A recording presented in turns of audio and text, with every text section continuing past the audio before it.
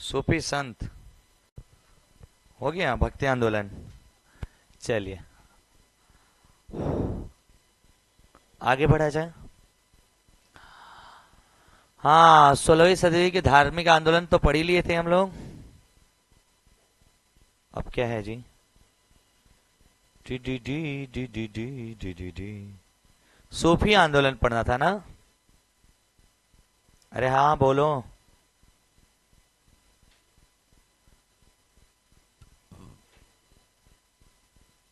सूफी आंदोलन। अब खाली भाई पढ़ाई करेंगे सारे बच्चे, बोर्ड पे देखिए, जल्दी जल्दी बोलते रहिएगा साथ साथ, है ना मेरे प्यारे। सूफी आंदोलन क्या है? वह सूफी संत कौन था जो ये मानता था कि भक्ति संगीत ईश्वर के निकट पहुंचने का मार्ग है? मीनुद्दीन चिश्ती, इनका मकबरा है दिल्ली में। मैनुद्दीन चिश्ती का मकबरा है कहाँ पे है भाई? दिल्ली में। ये एक सूफी संत है। कैसे संत है? सूफी संत। और यह मानते थे कि भक्ति संगीत जो होते हैं ना, ईश्वर के निकट पहुंचने का एक क्या है। जैसे हम लोग भक्ति सॉन्ग सुनते हैं ना, एक कृष्ण का, राम भगवान का, कव्वाली ववाली मुस्लिम लोग में, जैन का, बौद्ध का, सबका अपना एक भक्ति गीत होता है। तो क्या ही मानते थे कि भगवान के निकट पहुंचने का एक मार्ग हो सकता है क्या? भक्ति संगीत। भारत में चिश्ती सिलसिले को किसने स्थापित किया? शेख मोइनुद्दीन चिश्ती ने ही किसको? चिश्ती सिलसिले को क्या किया? स्थापित। सूफी सिलसिला संप्रदाय मूलतः किससे संबंधित है? इस्लाम। याद है कि जो सूफी संत लोग होते हैं ना, वो किस में पाए जाते हैं? इस्लाम यानी मुस्लिमों में। पीछे बैठिए ना आप लोग, फिर आंख आप लोग का पेन करेगा। सेकंड बेंच पे या थर्ड पे बैठिए। सूफी संतों का क्या है? सूफी के जो संगीत के विरोधक थे, अरे कहाँ थे यार? इस्लामी, अरे यार, सूफी सिलसिला मूलतः किससे संबंधित है भैया? इस्लाम से।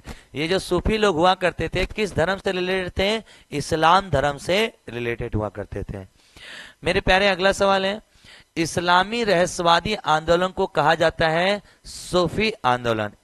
इस्लाम में जो रहस्यवादी आंदोलन था, वो कौन सा आंदोलन था? सूफी आंदोलन था।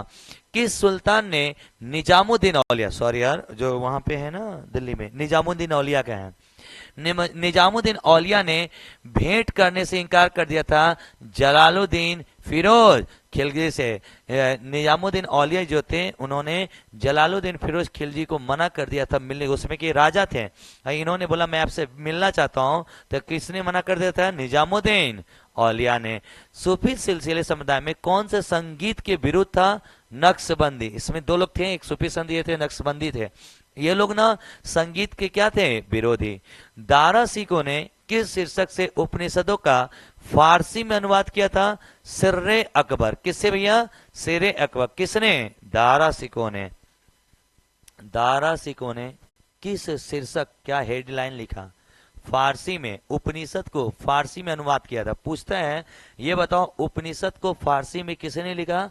दारा सिकों ने। किसने लिखा था बाबू? दारा सिकों। उसका शीर्षक मतलब हेडलाइन क्या दिया था? तो सीरे अकबर। क्या दिया था उसका हेडलाइन? सीरे अकबर हेडलाइन दिया था। भारत में सूफी सिलसिले को सर्वाधिक लोकप्रियता कहां से मिली थी? चिश्ती से मिले थे। दारा सिकों ने किस सूफी सिलसिले को अपनाया था? कादरी। इसमें भी अलग अलग, जैसे हम लोग होते हैं ना कैटेगरी में, ऐसे ये भी लोग बटे हुए थे।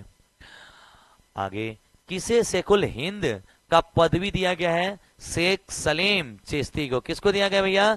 शेख सलीम चिश्ती को किसका उपाधि दिया गया है? शेख उल हिंद की पदवी दी गई है। किस सूफी सिलसिले की गतिविधियों का मुख्य केंद्र बिहार था?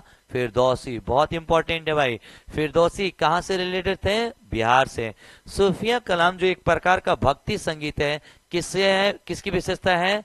कश्मीर की। सूफिया कलाम में किसके बारे में बताई गई है? कश्मीर की सुंदरता के बारे में। सूफी संत ख्वाजा मोइनुद्दीन चिश्ती किसके शासनकाल में राजस्थान आए थे? पृथ्वीराज चौहान। बहुत बार पूछता है, बताइए कि पृथ्वीराज चौहान जब राजा थे राजस्थान के, उस समय कौन सा सूफी संत आया था? ख्वाजा मोइनुद्दीन चिश्ती। प्रसिद्ध सूफी सलीम चिश्ती रहते थे फतेहपुर सिकरी। कहाँ पे भाई? आगरा में। फतेहपुर सिकरी कहाँ पे पड़ता है? आगरा में। फतेहपुर सिकरी में कौन रहते थे भैया? अपने प्रसिद्ध सूफी सलीम चिश्ती। किस सूफी को बख्तियार का किया भाग्यवान रोटियों वाला कहा गया?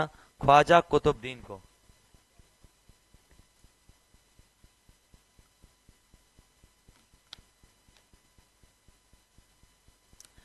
कौन से ऐसे सूफी थे जिन्हें बख्तियार काकी के नाम से जानते हैं? भाग्यवान रोटियों वाला, भाग्यवान रोटियों वाला किसे? ख्वाजा कुतुबुद्दीन को। किसको माना जाता है? ख्वाजा कुतुबुद्दीन, ख्वाजा कुतुबुद्दीन को। काव्याभिव्यक्ति के रूप में उर्दू का प्रयोग करने वाला पहला लेखक कौन था? अमीर खुसरो। काव्य में उर्दू का प्रयोग करने वाला पहला लेखक कौन था? अमीर खुसरो। दक्षिण भारत में चिश्ती सिलसिले की नींव रखने वाला कौन था भाई? शेख बुरहानुद्दीन गरीब, शेख बुरहानुद्दीन गरीब। बहुत इंपॉर्टेंट नहीं है सब। मिराजुल आशिकिनी उर्दू शायरी की पहली किताब के सूफी रचयिता कौन थे? सैयद मोहम्मद गेसुद राज या बंदानवाज, बंदानवाज। मिराज उल आशिकीन उर्दू शायरी की पहली किताब के सूफी रचयिता कौन थे? सैयद मोहम्मद गेसुद राज या बंदा नवाज के नाम से जाना जाता है। अकबर जिस सूफी संत का बड़ा आदर करता था, जिसके आशीर्वाद से शहजादा सलीम यानी जहांगीर का जन्म हुआ था, वो कौन था? शेख सलीम सिजदे। आप लोग देखेंगे वो जोधा अकबर सीरियल में, तो उसमें है शेख सलीम सिजदे। शेख सलीम सिजदे कौन रहते हैं? एक सूफी संत हैं जिनकी बहुत अकबर क्या करते हैं? आदर, धर्म गुरु थे, आदर करते थे। और जिसके आशीर्वाद से किसके, उनके एक बेटे का जन्म हुआ था। किसका क्या नाम था? शहजादा सलीम का, यानी उसको बाद में क्या बोला गया? जहांगीर के नाम से बोला गया। चिरागे देहलवी किसे कहा गया है? शेख नासिरुद्दीन चिश्ती को। सूफियों के कामकाज का केंद्र क्या था, कहलाता था?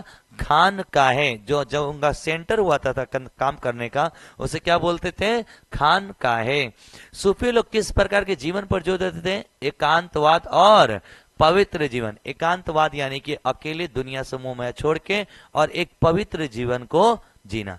ये सभी लोग का जितनी धर्म सूफी सनी सब एक ही बात बताता है, दुनिया से क्या हो जाओ? दूर हो जाओ। कोई होता ही नहीं है, सबको गाड़ी महंगी चाहिए, कोई मानता ही नहीं दो चार को छोड़ के। इसके पीछे की कहानी कभी कभी आप लोग पढ़ेंगे ना बहुत डीप जाके, तो पता चलेगा कि लाइफ कुछ और ही है, कर हम कुछ और रहे हैं, होने वाला कुछ और है।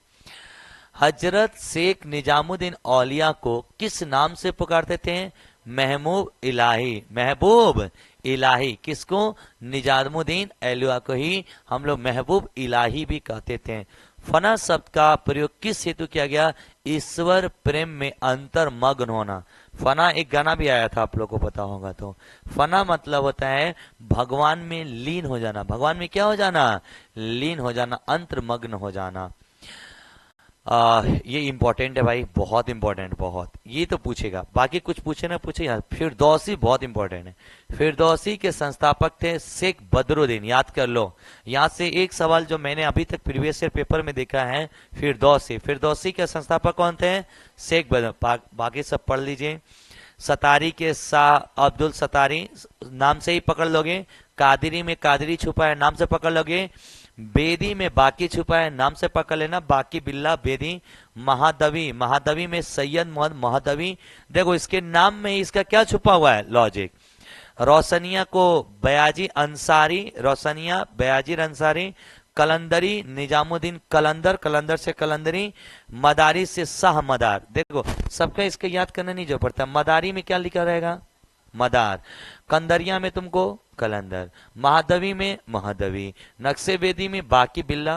कादिरी में कादिरी। याद है? सतारी में सतारी, सब याद है। फिरदौसी ज्यादा इंपॉर्टेंट है। शेख बदरुद्दीन। किस प्रसिद्ध सूफी संत ने दिल्ली के 7 सुल्तानों को शासन काल देखा? वो कौन था? निजामुद्दीन औलिया। 7 राजाओं को बदलते हुए अपने टाइम में दिखा था। किन्होंने? निजामुद्दीन औलिया ने। अब आते हैं भाई मुगल साम्राज्य के ऊपर। वाह वाह, ये पढ़ने में थोड़ा सा इंटरेस्टिंग लगेगा। देखिए भाई, मुगल साम्राज्य के बारे में आप लोग सुना ही होगा। दिल्ली सल्तनत के बाद अगर कोई बड़ा साम्राज्य एक स्टेबल हुआ तो वो था मुगल साम्राज्य। दिल्ली सल्तनत 1206 से लेके 1526 तक था। याद आ रहे? 5 गो थे वंश। पहला क्रम बताओ? गुलाम। आखिरी बताओ? लोधी। बीच में बताओ? तुगलक। तुगलक। उससे जस्ट पहले खिलजी, जस्ट बाद ट्रिक है, इसी को कहते हैं ट्रिक। 1206 से कहानी शुरू हुई थी, आगे हमारा 1526 तक की कहानियां चली थी। मेरे दोस्त जैसे ही दिल्ली सल्तनत खाली हुआ तभी बीच में हम विजयनगर साम्राज्य पढ़ रहे थे क्या, तो ये ना छोटे राज थे, ऐसा नहीं, सुन लो, ऐसा नहीं तो विजयनगर साम्राज्य चल रहा था तो ये सब नहीं था, ये सब था, ये सब क्या थे, लेकिन नीचे वाले एरिया में कौन था, विजयनगर। अरे भारत इतनी छोटी थोड़ी थी, पहले भारत, पाकिस्तान भी भारत में ही था, बांग्लादेश भी भारत ही था, नेपाल अपना भारत ही था, इधर श्रीलंका, अफगानिस्तान, ये सब भारत के हिस्से हैं ना, अखंड भारत। तो ये सब पूरा अखंड भारत था। तो इसके एक हिस्से में कौन थे, विजयनगर सम्राट नीचे, लेकिन मेन जो शासन करते थे भारत पे वो मुस्लिमों का शासन था। बाकी धीरे साइड से छोटे छोटे राज भी थे, इक्का दुक्का, जैसे विजयनगर साम्राज्य था। अब आते हैं भाई, अब देखिए मुगलों का काल आया। अभी हमने किसका काल पढ़ा था, दिल्ली सल्तनत पढ़ा था। दिल्ली सल्तनत के 5 वंश पढ़े थे हमने, पांचों वंश को आपको एक एक सवाल हमने कर रखा था। दिल्ली सल्तनत यानी इब्राहिम लोदी, लोदी वंश का अंतिम संस्थापक था, अंतिम उसका लोदी वंश का लोदी था, और अंतिम राजा इब्राहिम लोदी था। तो इब्राहिम लोदी के मारने के बाद कौन सा वंश आ जाएगा, मुगल वंश। समझ में आ रहे हैं, अब समझाते हैं। मुगल वंश का संस्थापक कौन था भाई, बाबर। कौन था, बाबर। 1526 में बाबर ने किस वंश के शासक को हराकर मुगल साम्राज्य डाला, लोदी वंश। इस पे दिल्ली सल्तनत थी क्या, दिल्ली सल्तनत का अंतिम वंश कौन था, लोदी वंश। तो लोदी वंश के ना राजा को हराएगा जी, और किसको, इब्राहिम लोदी को हराकर बाबर ने एक नया साम्राज्य बनाया जिसका नाम क्या रख दिया, मुगल वंश। समझ में आ रहा है। पानीपत का प्रथम युद्ध 21 अप्रैल 1526 में बाबर और इब्राहिम लोदी के बीच लड़ा गया था क्या। आप देखो इतिहास को रिलेट करो। 1526 ईस्वी में लोदी वंश था, मतलब जनवरी में फरवरी में था। अप्रैल में युद्ध हो गया, किससे, बाबर से और इब्राहिम लोदी से, जिसमें इब्राहिम लोदी क्या हो गया, हार गया। और उसको हराकर बाबर ने एक नया वंश बनाया, मुगल वंश। कौन सा वंश बनाया, मुगल वंश। और किसको मार के बनाया था, इब्राहिम लोदी की हत्या करके मुगल वंश पे नींव डाल दी। अब यही को बोलते हैं पानीपत का प्रथम युद्ध। पानीपत जगह का नाम है। पानीपत क्या है, एक राजस्थान में, एक हरियाणा में एक जगह है पानीपत, उसी जगह पे लड़ी गई थी, इसलिए इसे बोलते हैं पानीपत का युद्ध। चलती रास्ता आदमी कहीं कहीं पूछ लेता, बताओ पानीपत का पहला युद्ध कब हुआ था, तो क्या बताएंगे, 1526। तराइन का युद्ध कब हुआ था, पहला तराइन का युद्ध 1191, दूसरा 92 में, और चंदावर का युद्ध 1194 में। क्लियर है मेरे दोस्त। उसमें बताइए तराइन के प्रथम युद्ध किसके किसके बीच हुए थे, गौरी और पृथ्वीराज चौहान। तो चौहान हार गया, नहीं जी जीत गया। और दूसरका में मोहम्मद गौरी हारा और चौहान गौरी जीत गया, चौहान हार गया। क्लियर है। आज चंदावर के युद्ध हुआ था गौरी और चंदावर के बीच, जयचंद के बीच, गौरी और जयचंद के बीच। डन है भाई। पानीपत का युद्ध कब हुआ था, 1526 में। किसके बीच हुआ था, इब्राहिम लोदी और बाबा। कभी कभी छोटा एग्जाम वाला डेटो पूछ लेता है, एक घड़ी दे रहा है 1526 जान के सब लोग को याद के लिए तब दे दी 5 मार्च, 3 मार्च, 2 अप्रैल, 21 अप्रैल, तार 26 याद करल डूब गई। अब तो आगे अप्रैल याद रखनी चाहिए, तो याद रखिएगा क्योंकि ज्यादा इंपॉर्टेंट है, इसलिए क्योंकि यहां से एक वंश का क्या हो गया अंत, और दूसरे वंश का क्या होगी शुरुआत। तो 21 अप्रैल 1526 भारत में ग्रैंड ट्रंक रोड बनाई गई। किसने बनाया था, शेरशाह सूरी ने। ग्रैंड ट्रंक जीटी रोड जिसको जानते हैं अभी वर्तमान में, तो जीटी रोड किसने बनाया था भैया, शेरशाह सूरी ने। गुजरात को जीतने के बाद उसकी याद में अकबर ने कौन सा दरवाजा बनवाया था,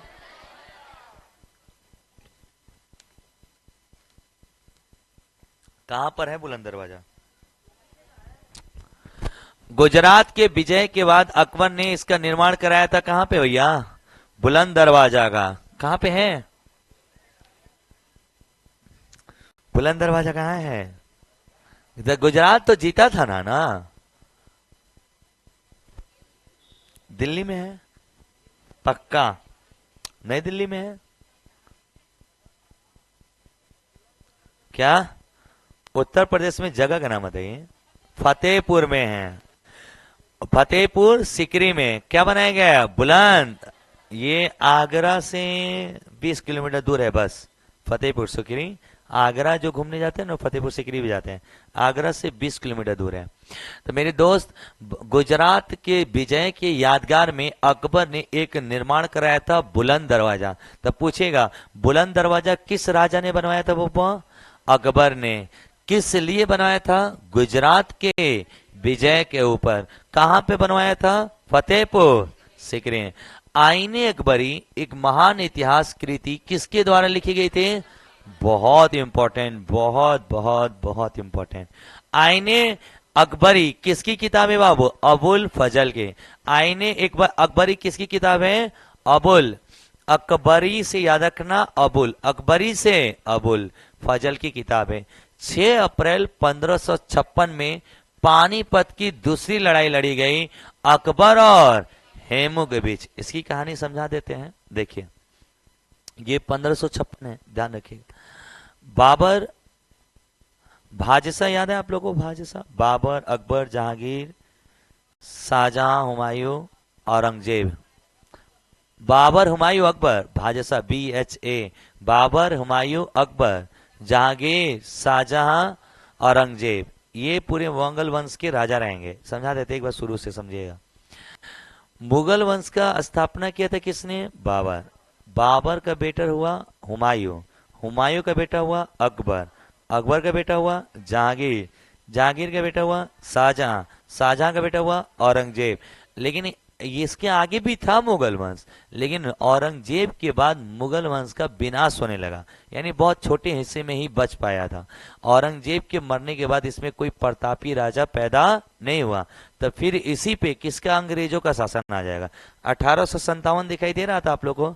1857 की क्रांति होगी और देश में मुस्लिम का शासन खत्म हो जाएगा और किसका शासन आ जाएगा? अंग्रेजों का। समझ में आ रहा है दोस्त? तो अब समझाते हैं। 1526 में तो जीत लिया, इसके बाद इसका बेटा हुआ, शासन पे रहा हुमायूं। हुमायूं का बेटा हुआ अकबर। हुमायूं का जो शासन था ना, हुमायूं, तो हुमायूं ने 1539 में इसके ऊपर शेर शाह ने क्या कर दिया था? आक्रमण। 1539 में चौसा का युद्ध हुआ था। 1539 में चौसा के युद्ध में शेर शाह ने हुमायूं को हरा दिया। तो हुमायूं को हरा दिया तो हुमायूं भाग गया और 15 साल के लिए भागा। कितने साल के लिए भागा? 15 साल के लिए भाग गया और भाग के उधर ही जाके एक लड़की शादी करता है। शादी करने के बाद वहीं से उसी जिससे लड़की शादी करते उसी से बेटा होगा अकबर। और ये शादी करता है और वहां से आता है कुछ अपना मतलब सैनिक वैनिक तैयार करके। और एक सुनिए ध्यान से, बीच में ना 39 से लेके 56 मुगल वंश नहीं है, खत्म हो जाता है मुगल वंश, शेर शाह का शासन हो जाता है। शेर शाह सूरी वाला जो आक्रमण होता है उसका शासन, तो उसके ही खानदान के लोग शासन चलाने लगते हैं। हेमू उसी के खानदान में हो जाता है। अब ये इतने टाइम पीरियड में भाग गया होता है, ये फिर आके 1556 में दोबारा आक्रमण कर देता है और जो हेमू था उसको हरा के दोबारा मुगल वंश का स्थापना होता है। तो याद रखिएगा कि 1556 में तो मुगल वंश बचा, 26 में तो बना, लेकिन फिर 39 में मुगल वंश खत्म हो गया, आ गया शेर शाह सूरी वाला और वो सूरी वंश चला। उसके बाद फिर से 1556 में इब्राहिम लोदी ने दोबारा क्या किया? भारत पे आक्रमण किया। सॉरी, हुमायूं ने भारत पे आक्रमण किया और अपना मुगल वंश का क्या कर दिया? स्थापना कर दिया। तो मेरे दोस्त, ये इसकी कहानी थी। ये भाग जाता है उधर, एक लड़की इसको पसंद आ जाती है, शादी करता है वहां पे, उसके बाद रहने लगता है। फिर वहां से थोड़ा मोड़ा लोगों को इकट्ठा करता है और अपना गैंग बनाता है और उसके बाद क्या होता है मेरे दोस्त? वापस आता है। इसका बेटा कौन हो जाता है? अकबर। तब 6 अप्रैल 1556 में पानीपत की दूसरी लड़ाई किसके किसके बीच लड़ी गई है? अकबर और हेमू के बीच लड़ी गई थी। दीने इलाही नामक, अकबर जीतेगा तभी तो मुगल वंश आएगा। दीने इलाही नामक नया धर्म किसने शुरुआत किया था? बहुत इंपॉर्टेंट है। दीने इलाही किसने लिया था भाई? अकबर ने। दीने इलाही किताब किसकी थी दोस्त? अकबर की थी। दीने इलाही किताब किसकी थी? अकबर की थी। प्रसिद्ध मुस्लिम शासिका चांद बीबी, पढ़ाया था आप लोगों को याद है, जिसने बरार को अकबर को सौंपा, किस राज्य की थी? अहमदनगर की। चांद बीबी किस राज्य की थी? अहमदनगर की थी। मुगल प्रशासन व्यवस्था में मनसबदारी प्रणाली किसने प्रारंभ किया था? अकबर ने। दीने इलाही किसने शुरू किया? अकबर ने। मनसबदारी किसने चलाया भाई? अकबर ने। मुगल की राज्य भाषा क्या थी? फारसी। मुगलों की राजभाषा क्या थी? फारसी भाषा में बात किया करते थे। सती प्रथा की भत्सरना करने वाला मुगल सम्राट कौन था? अकबर। मतलब सती प्रथा का विरोध किया था किसने बाबू? अकबर ने। अकबर ने सती प्रथा का विरोध किया, यानी इसके अगेंस्ट में था। किस युद्ध से भारत में मुगल राज की नींव पड़ गई थी? पानीपत की प्रथम युद्ध। कब लड़ी गई थी? 21 अप्रैल 1500। किसके किसके बीच? बाबर और इब्राहिम। अकबर नहीं, बाबर और इब्राहिम लोदी के बीच लड़ी गई थी। मुगल चित्रकारी ने किसके शासनकाल में पराकाष्ठा या चरमोत्कर्ष प्राप्त किया? जहांगीर के समय में। चित्रकारी ये पूछेगा, ये बताओ जो चित्रकारी थी वो किसके टाइम में सबसे ज्यादा तेजी से उत्कर्ष पे पहुंची? वो कौन था? जहांगीर। किसके में? यही सलीम है। सलीम को ही क्या बोलते हैं? जहांगीर। जहांगीर ही सलीम है। तो मेरे प्यारे बब्बा, किसके शासनकाल में पराकाष्ठ पे पहुंची थी? जहांगीर के। कौन सी चीज? बहुत इंपॉर्टेंट है, पूछा गया एग्जाम का सवाल है। किसने अकबर की जीवन कथा लिखी थी? अबुल फजल आईने अकबरी। आईने अकबरी अकबर की ही तो किताब है। तो अकबर की जीवनी आईने अकबरी किसने लिखा था? अबुल फजल ने। किस मुगल शासक ने भारत की वनस्पतियों और प्राणी जगत, ऋतुओं और फलोद का विशद विवरण अपनी दैनंदिनी यानी डायरी में दिया था? बाबर ने। बाबर ने भारत की जो वनस्पतियां हैं, जो भारत की जीव जंतु थे, यहाँ का जो मौसम है, यहाँ के फले हैं, इसके बारे में डिटेल अपना एक एक्सपीरियंस दिया था कि कैसा रहा भारत हमारे लिए। वो किसने दिया था बाबू? बाबर ने। शेरशाह की महानता का घोतक क्या है? प्रशासनिक सुधार। सबसे ज्यादा शेरशाह की महानता थी प्रशासनिक क्या कर देना? सुधार। प्रशासनिक व्यवस्था को सुधारना। हुमायूंनामा किसने लिखा था? गुलबदन बेगम ने। हुमायूं की बीबी कौन थी? गुलबदन बेगम। उन्होंने ही बहन सॉरी गड़बड़ा जाता है भाई, इतिहास है ना। देखिए, हुमायूं की बहन गुलबदन बेगम ने क्या लिखी थी? हुमायूं। उनकी बहन थी कौन? गुलबदन बेगम, जिसने लिखा था हुमायूंनामा। अकबर के शासन में महाभारत का फारसी भाषा अनुवाद किसने किया था? वह किस नाम से जाना जाता है? हाँ रख दो। अकबर के शासन में फारसी महाभारत का फारसी भाषा में अनुवाद किया गया था। वह किस नाम से जाना जाता है? रज्मनामा। रज्मनामा के नाम से जानते थे। किसको भाई? महाभारत को। कब भाई? मुगल वंश के टाइम पीरियड में, अकबर के टाइम पीरियड में। किस मुगल सम्राट ने सैयद भाइयों को गिराया था?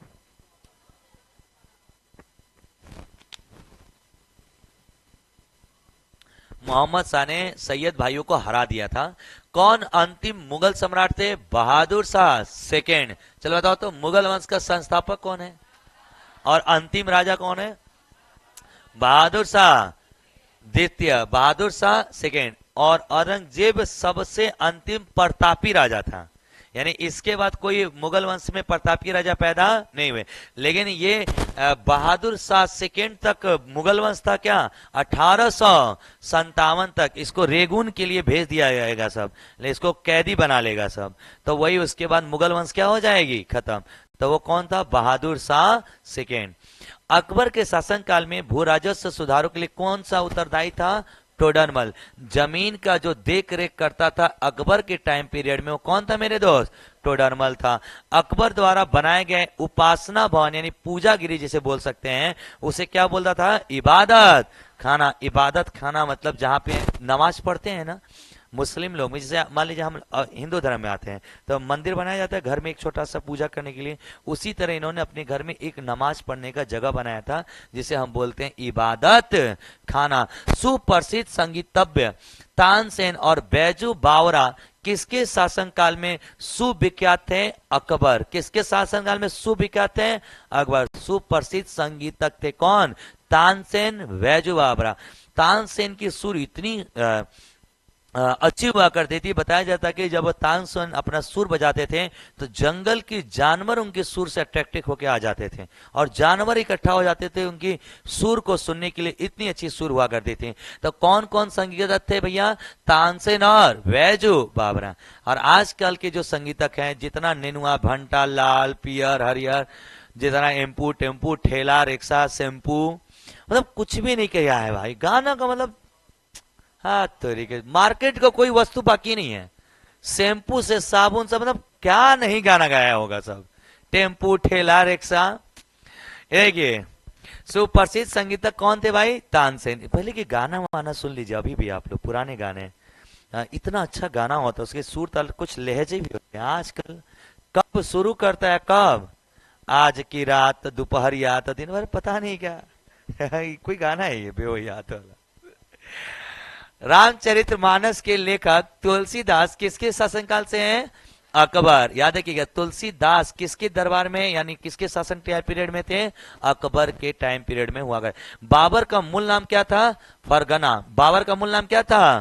Fergana. Most most important, Babur का मूल नाम, यानी अच्छा बाबर का मूल नाम भी है, अच्छा ये फरगना नहीं है, कुछ और है। बाबर का मूल नाम क्या है? सर्च मारो, बाबर का मूल नाम। अरे क्या था? नहीं नहीं,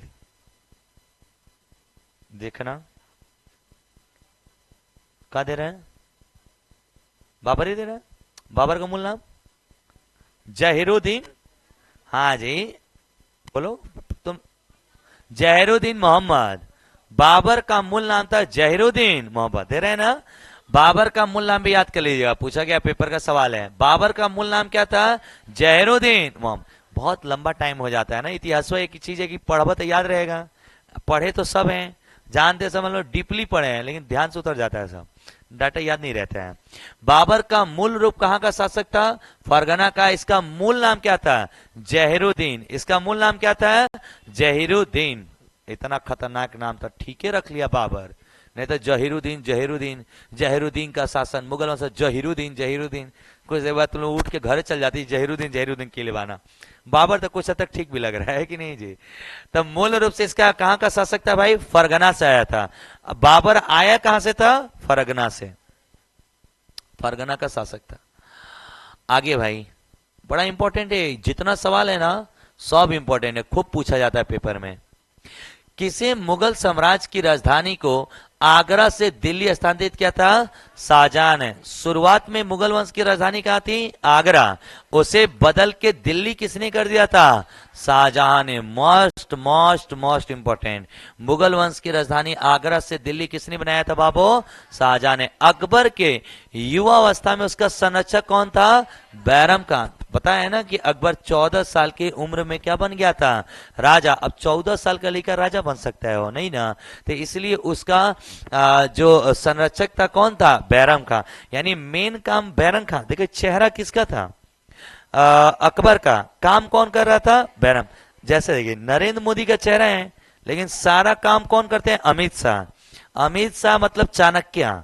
इतना खतरनाक इंसान राजनीति करता है और इतना तेज है कि नरेंद्र मोदी को खाली फेस वैल्यू है, सारा काम करते कौन है? अमित शाह। याद रखिएगा, असली बीजेपी पार्टी के जो गेम चेंजर है ना, अमित शाह है। मोदी जी तो खाली मतलब अपना चेहरा दिखा रखे हैं, वो कपड़ा अपना पहन के आ जाएंगे, एक आख लाख का सदरी वदरी अपना दिखा देंगे, मार्केट वो बनाते हैं। असली काम कौन करते हैं? अमित शाह। मेन पावर अमित शाह के पास है। अकबर की युवा अवस्था में उसका संरक्षक कौन था? बैरम खान। किस स्थान पे नादिर शाह ने चढ़ाई नहीं की थी? वह कन्नौज। कन्नौज तक बेचारा वो नहीं जा पाया था, वहां से क्या हो गया? वापस। चढ़ाई नहीं करने पाने का मतलब ये मत सोचें कि पहाड़ चढ़त रहना, ये इसका मतलब है कि वहां पे गया नहीं लड़ने के लिए। कहां पे? कन्नौज में। किसने ऐसे बगीचे जिसमें बहता पानी हो के निर्माण के लिए परंपरा की शुरुआत की थी? बाबर ने पहली बार ऐसा बाग बगीचा बनाया जिसमें बहता हुआ क्या होना चाहिए? पानी, उसके बीच से बहता। जैसे बाग बगीचे में अक्सर देखो अस्थाई पानी रहता है ना, वो ऐसा बगीचा जिससे चलता हुआ पानी रहे, बहता हुआ पानी का किसने बनवाया था बब्बा? बाबर ने। राजा बीरबल की उपाधि किसे दी गई थी? महेश दास। याद रखिएगा, बीरबल का असली नाम महेश दास है। बाद में बीरबल इस्लाम धर्म को स्वीकार कर लेगा। और ये बीरबल इसका असली नाम नहीं है, इसका असली नाम क्या है? मैं जैसे बाबर का असली नाम क्या था? जहीरुद्दीन, उसी तरह बीरबल का असली नाम क्या है? महेश दास। बीरबल का असली नाम क्या था? महेश दास। और उपाधि किसकी इसको क्या मिली थी? बीरबल की, राजा बीरबल। अब सोचो, अकबर से ज्यादा तेज था ये। औरंगजेब से ज्यादा भवनों का निर्माण नहीं करवाया क्योंकि उसने अपने शासक काल में निरंतर युद्ध करने पड़े थे। यानी जैसे देखिए, शाहजहां थे, ताजमहल, लाल किला ये सब बनवा दिए, लेकिन औरंगजेब कुल घर द्वार बनवाए में पीछे रह गया। रीजन ये था कि 90% युद्ध में ही क्या रहा?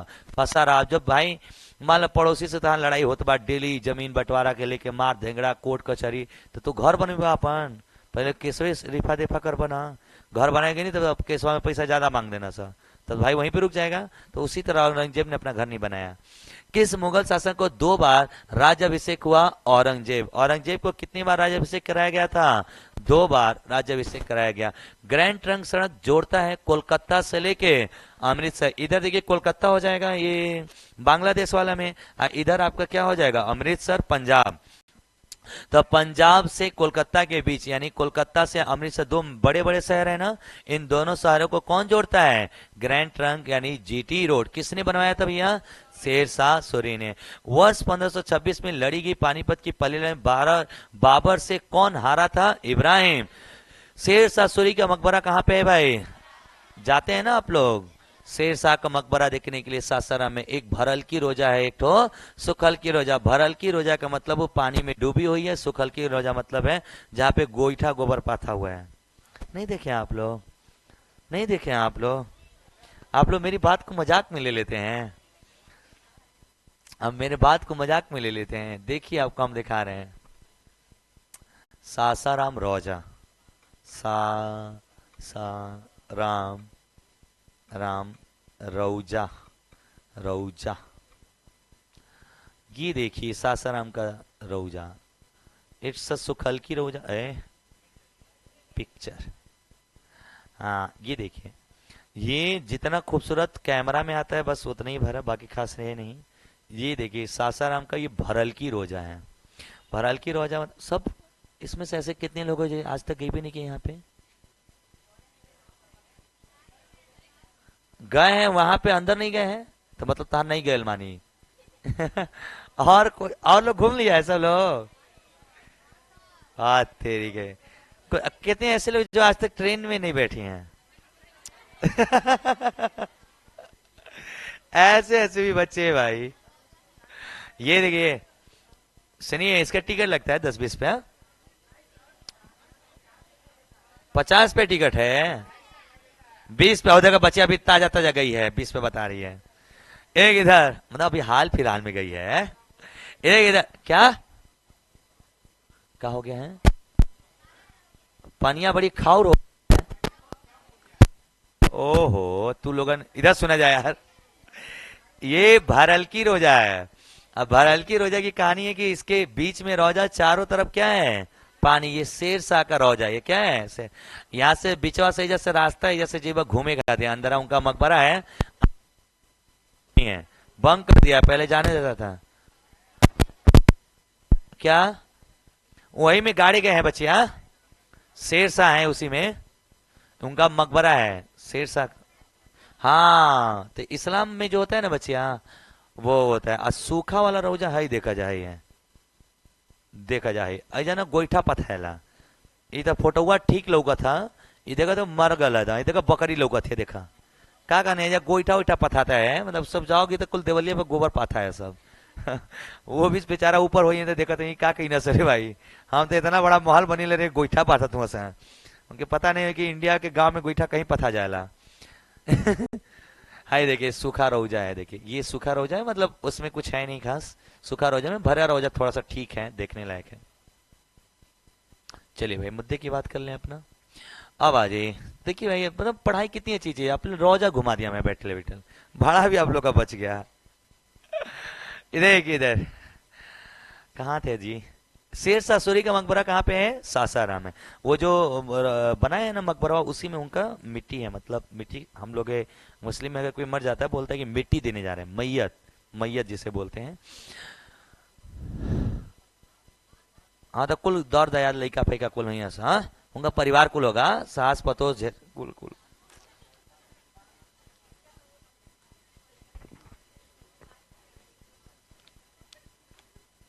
नहीं हो, पारी पारी मरिया जा, पारी पारी गढ़िया जा।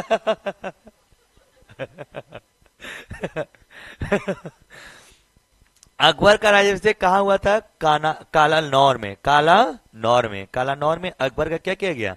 कौन से राजा का दो बार राज्याभिषेक हुआ था? औरंगजेब का। गुरु अर्जुन देव किसके समकालीन थे? जहांगीर। गुरु अर्जुन देव किसके टाइम पीरियड में थे? जहांगीर के टाइम पीरियड में थे गुरु अर्जुन देव। किस राजपूत वंश ने अकबर के सामने समर्पण नहीं किया था? सिसोदिया ने। अकबर उनको हराने की कोशिश किया लेकिन वो लोग हारे नहीं। किस मुगल शाह को आलमगीर कहा गया था? औरंगजेब को। औरंगजेब को ही क्या कहा गया है? आलमगीर कहा गया था। सम्राट अकबर के द्वारा किसको जरी कलम की उपाधि दी गई थी? मोहम्मद हुसैन को। अकबर ने किसको जरी कलम की उपाधि दी थी? मोहम्मद हुसैन। बाबर ने पहली बार पश्चिम से कहां होकर भारत में प्रवेश किया था? पंजाब। पंजाब से होकर भारत में आया था। हल्दी घाटी का अब तीसरा देखो, 1526, 56, 76, याद है कि 26, 56 तीनों इंपॉर्टेंट है। 76 में हल्दी घाटी का युद्ध हुआ था। हल्दी घाटी का युद्ध किसके किसके बीच हुआ था? हल्दी घाटी का युद्ध महाराणा प्रताप, अकबर, देख लो, पता है तो लोग गलत रिकॉर्ड करवा लो। हल्दी घाटी के युद्ध किसके किसके बीच हुआ? 1576 में महाराणा प्रताप और अकबर के बीच। कंफर्म? हाँ तो मान सिंह तोमर जो था ना अकबर का, वो था वो सैनिक, मेन सैनिक। तो मान सिंह तोमर गया था लड़ने की, किसके कहने पे? अकबर। अकबर और मान सिंह सॉरी महाराणा प्रताप के बीच लड़ा गया था। हल्दी घाटी की युद्ध किसके किसके बीच थे? अकबर और महाराणा प्रताप। लेकिन अकबर की तरफ से जो लीड कर रहा था वो कौन सा? मान सिंह था। वो कौन थे? मान सिंह ने। कौन से युद्ध में? हल्दी घाटी। हल्दी घाटी युद्ध कब हुआ था? 1576 में। फैजी किसके दरबार में रहते थे? अकबर के। किसके दरबार में? अकबर। किसके समय में मलिक मोहम्मद जैसी ने पद्मावती की रचना की थी? शेर शाह। बहुत पद्मावती की रचना किसने की थी? मलिक नहीं, किसने की थी? मलिक मोहम्मद जैसी ने। किसने किया था? मलिक मोहम्मद जैसी ने। किसकी पद्मावती की रचना की? किसके टाइम में? शेर शाह ने। पद्मावत, सॉरी यार, पद्मावत। किसने चौसा की लड़ाई पर हुमायूं को पराजित किया था? शेरशाह। बताया ना आप लोग को कि 1539 ईस्वी में हुमायूं को हरा दिया था। किसने? शेरशाह ने। अब मुगल वंश खत्म हो गया था। हुमायूं का मकबरा कहाँ पे है दोस्त? दिल्ली में। इंपॉर्टेंट है, हुमायूं का मकबरा कहाँ है? दिल्ली में। किस मुगल शासक को 2 बार शासन किया था हुमायूं ने? 2 बार शासन कैसे के लिए याद है? 39 में था, हारा, फिर दोबारा आया क्या? 56 में। तब यानी 2 बार शासन किया था। किसने बाबू? हुमायूं ने। भारत में बीबी का मकबरा कहाँ पे है? औरंगाबाद में। बीबी का मकबरा कहाँ पे है? औरंगाबाद में है। फतेहपुर सिकरी स्थित लाल पत्थर से निर्मित शेख सलीम चिश्ती के मकबरे को किसने संगमरमर से बनवाया था? जहांगीर ने। किसने करवाया था? जहांगीर ने। तो पूछ लेगा शेख सलीम सलीम चिश्ती का मकबरा कहाँ पे है? तो फतेहपुर सिकरी में। किस मुगल शासक को पहले आगरा में दफनाया गया, बाद में उसकी एक अफगान विधवा 100 को काबुल ले गई और वहीं एक बाग में दफनाया? बाबर को। याद रखिएगा, मुगल वंश के जो राजा था बाबर, इसको पहले कहां दफना दिया गया? आगरा। अभी नहीं कि लसवा उठा के ले गया गया होगा, कि लसवे ले गया था सब, अवशेष बचा होगा तो मान लो हड्डी वड्डी कुल बचा होगा उठा के, मतलब अब कई दिन के बाद वाला ये भी तो मैटर है ना। देखिए अवशेष बहुत जल्दी नहीं ना होगा भाई, अब अवशेष बनने में 1 महीना 2 महीना 4 महीना लगेगा ना बॉडी गलने में, नहीं तो पूरा हड्डी वो तरह रहेगा। अब जो भी कुछ ले गई हो इतना मेरे को नॉलेज है नहीं। आगरा में ये दफनाएंगे तो उसके बाद इसकी अफगान विधवा 100, अफगान की एक विधवा थी जो 100 को काबुल ले गई और वहीं पे एक बाग में क्या कर दी थी, दफना। पहले के जो राजा होते हैं उसमें बड़ी सारी पत्नियां होती थी, 10 20 50 100 ऐसे हुआ करती थी। तो भैया ये कहाँ ले गई थी इसको दफनाने के लिए, काबुल में। तो पूछेगा बताओ कि पहले बाबर को कहाँ दफनाया गया, आगरा, और बाद में इसको कहाँ दफनाया गया, काबुल में। इसकी विधवा एक थी, उसी ने ले गई। किस युद्ध को जीतने के बाद शेर शाह ने दिल्ली में अफगान सत्ता की स्थापना की थी, बिलग्राम का युद्ध 1540 में। किस युद्ध को जीतने के बाद शेर शाह 1539 में चौसा, अब 1540 में क्या होता, बिलग्राम का युद्ध, अफगानों को हराकर अपना स्थापना कर देता। शाहजहां ने किस शहर में मोती मस्जिद बनाई है भाई, आगरा में। सुनिए, सबसे ज्यादा जो निर्माण करने का, जो चित्रकारी में जहांगीर है, सबसे ज्यादा चित्र किसने बना दिया, जहांगीर ने। और सबसे ज्यादा जो इमारतें बनाई ना, सबसे ज्यादा इमारतें जो बनाई गई शाहजहां के टाइम पीरियड में। किसके टाइम पीरियड में दो, शाहजहां के। चलिए बताइए तो आप सभी लोग, आगरा का ताजमहल कहां पे है?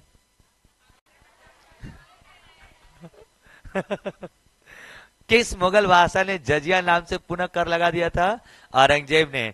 चलिए बताइए, जजिया कर शुरू किसने किया था, मोहम्मद कासिम ने। और मोहम्मद कासिम ने अब बीच में बंद किसने किया था?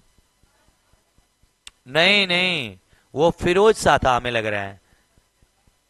हाँ जी, बीच वाला फिरोज वाला खानदान का था सब। देखो, जजिया कर रोक दिया, फिर दोबारा किसने लगा दिया था, औरंगजेब ने। लिखो, जजिया कर किसने बंद किया था, फिरोज शाह तुगलक कुछ करके हमको लग रहा है।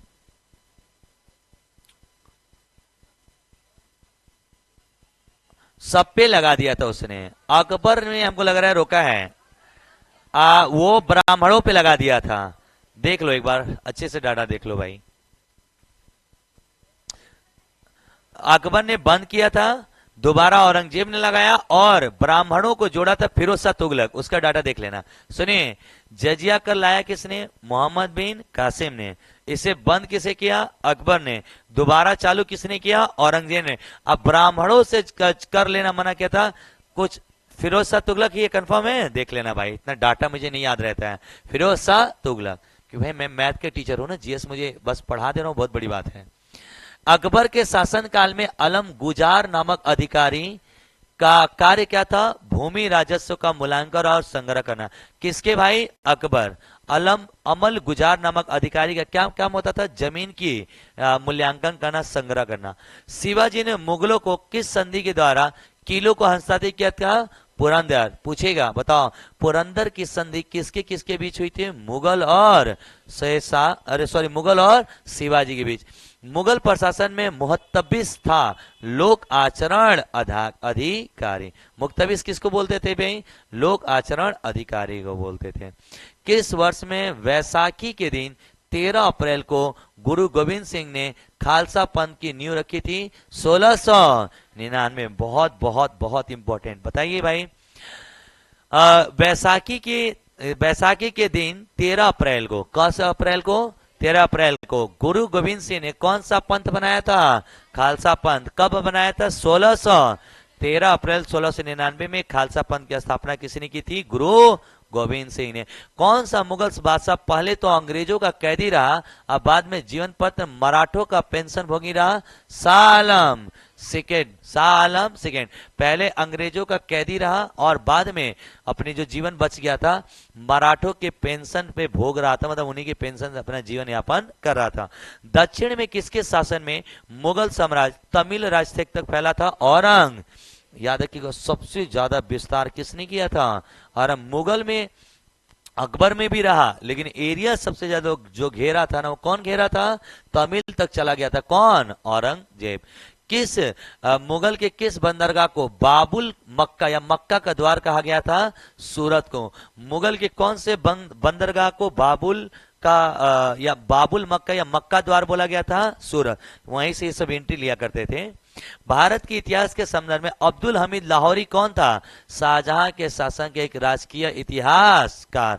अब्दुल हामिद और लाहौरी किसके दरबार में रहा करता था?